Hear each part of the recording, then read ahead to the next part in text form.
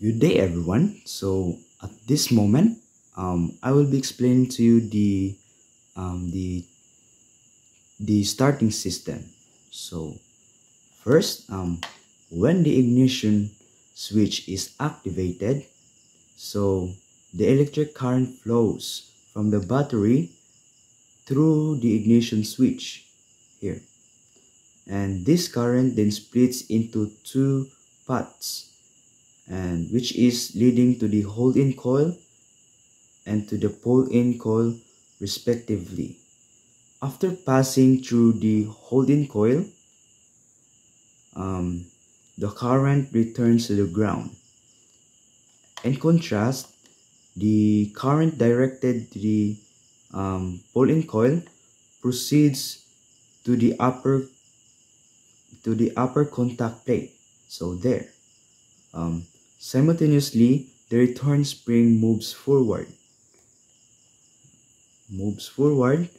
Then the contact plate gradually approaches to the main contact due to the strong electromagnetic field generated by both coils, the hold-in coil and the pull-in coil.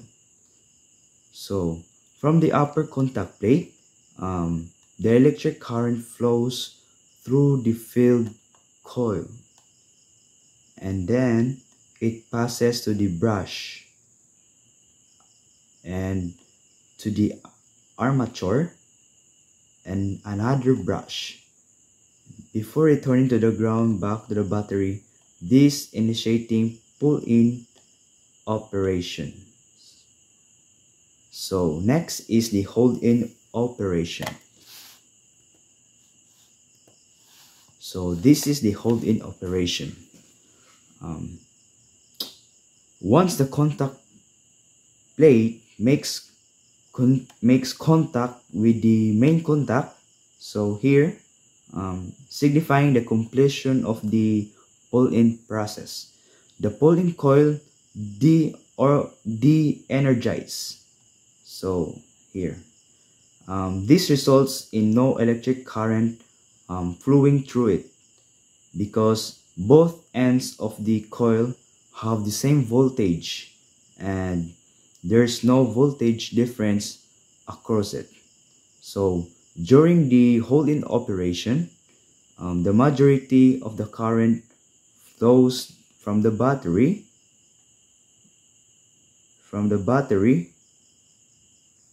through the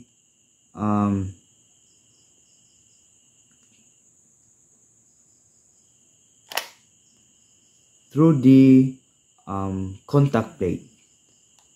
However, more current flows through the contact plate to the field coil, brushes, armature coil, through the another set of brushes, and finally to the ground. This preference for the contact plate is due to the lower resistance of thicker wires, as what you see in the diagram, which is inversely proportional to the cross-sectional area.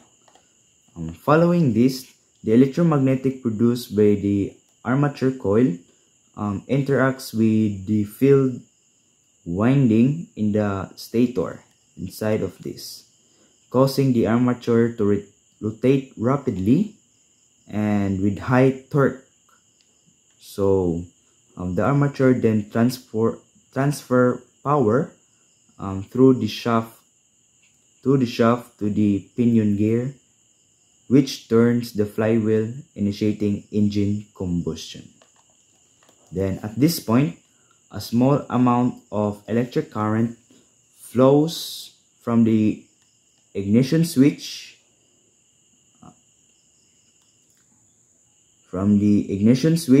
through the hold-in coil to the ground.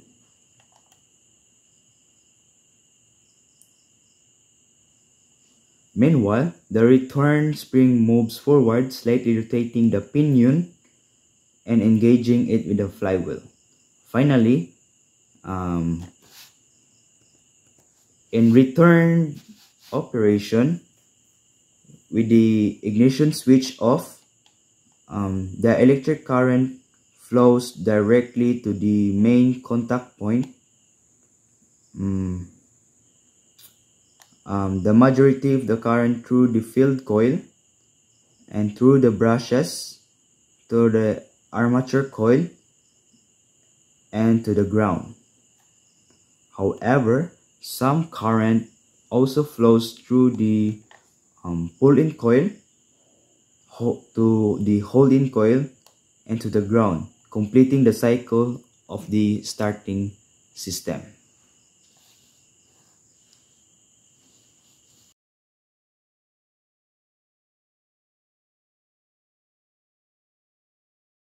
So this time, I will be discussing to you the process of the charging system. So the charging system has three processes. The first process is when the ignition is on and the engine is off. The second process is when the engine is on and the engine is operating low to middle speed. And the third process is when the engine is operating in medium to high speed. So this diagram is the basic charging system that consists of alternator, regulator, charge warning lamp, fuse, ignition switch, fusible link, battery, and load. In the first process, the electric current flows from the battery to the fusible link and goes through the ignition switch and to the fuse and goes to the IG terminal of the regulator and goes down to PL1. As what is shown in the diagram, the electric current doesn't flow through the resistor because the current flows well through when there's no resisting on it. So it will directly go to the PL1 and then to the PL0. Then the current goes to the F terminal from the regulator and through the F terminal of the alternator. So from the rotor coil to the rotor coil, it goes from brush to the slip ring and to the rotor coil, and again it will go through the slip ring to the brush and goes out through the E terminal of the alternator and to the ground. In this condition, because the electricity flows to the rotor coil, then the rotor coil produces electromagnet. That is one of the circuit of the first process. So the second circuit of the first process is when the battery, the electric current flows through the fusible link to the ignition switch, to the fuse, and to the charging warning lamp. After that, it flows to the L terminal of the regulator. It goes down. As you can see, it has another junction. The same from earlier, the electric current will flow easily through the less resistance of wire. So it flows to the P0, and that is connected to the voltage regulator. So P0 is engaged or attached to the P1. Then after electric current passes to P1, this will flow through the throughout the E terminal of the regulator and flows through the ground. After this second circuit of the first process completed, the cycle, the charge warning lamp will turn on. So next is the second process. When the engine is on and the engine is running from low to middle speed, in this process there are three circuits that will work. So the first circuit is the natural voltage. In the alternator, when the induction is happening, the electricity flows from the winding of the stator coil, flow through the end terminal of the alternator, through the end terminal of the regulator, and through the voltage relay. So here, then goes to the E terminal of the regulator and to the ground. In this moment, the voltage relay will produce electromagnetic field, then the P0 will transfer or engage to the P2, then another current that flows from the another side of the stator coil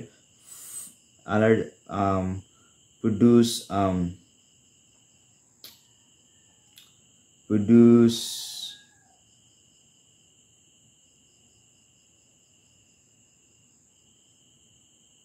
or flows through the diodes or the rectifier, then goes out to the B terminal of the alternator, then goes to the B terminal of the regulator, then flows to the P2.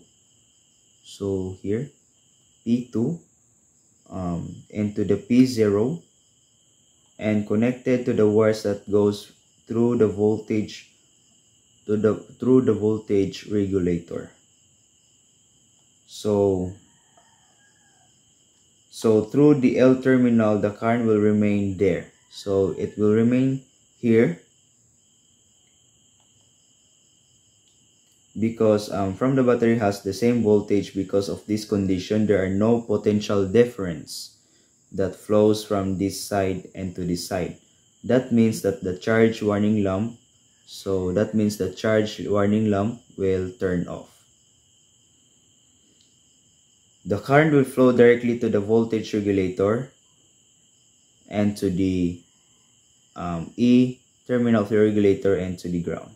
Because of this condition, the PL0 will put down by the force of the voltage regulator. So it slowly pulls down in between. The third circuit is from the B terminal of the alternator to the ignition switch, to the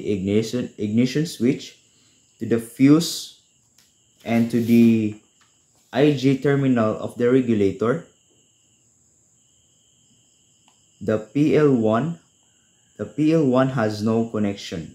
Therefore, the electric current will flow through the resistor and through the F terminal of the regulator and to the stator coil and to the ground. Therefore, the electric current that flows through the rotor coil is smaller than the previous process. The third circuit is from the B terminal of the regulator to the fusible link and to the battery. From the stator coil, this is called charging.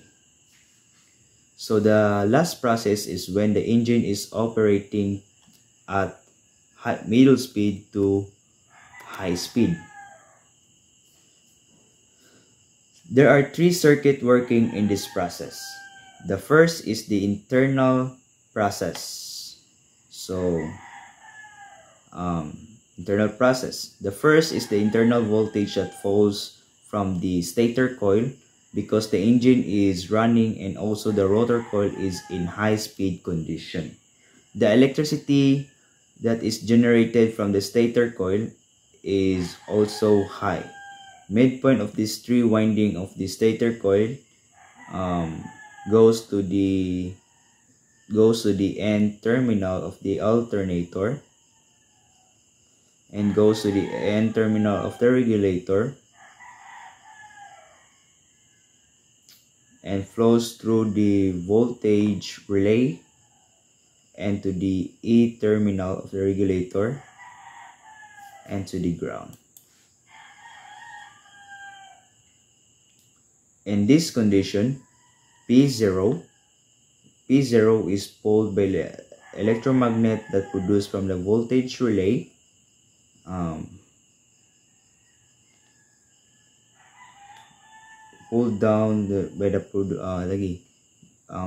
pulled by the voltage relay.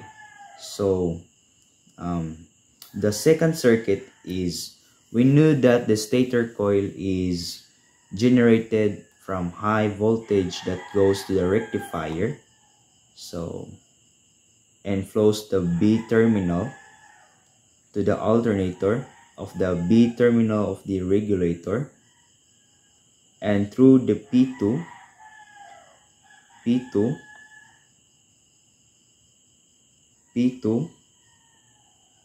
that is engaged or attached with the P0 and flows to the voltage regulator to the E terminal of the regulator and to the ground. The voltage regulator produces a strong electromagnetic field that pulls PL0 that make it engaged or connected to the PL2.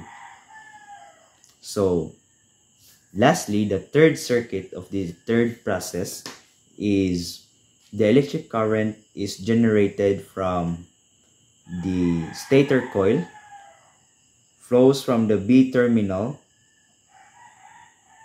to the ignition switch, and to the fuse and to the IG terminal of the regulator and through the resistor, because there are no connection in PL1 furthermore, so through the resistor it will flows through the PL0 and to the PL2 and to the E terminal of the regulator and to the ground.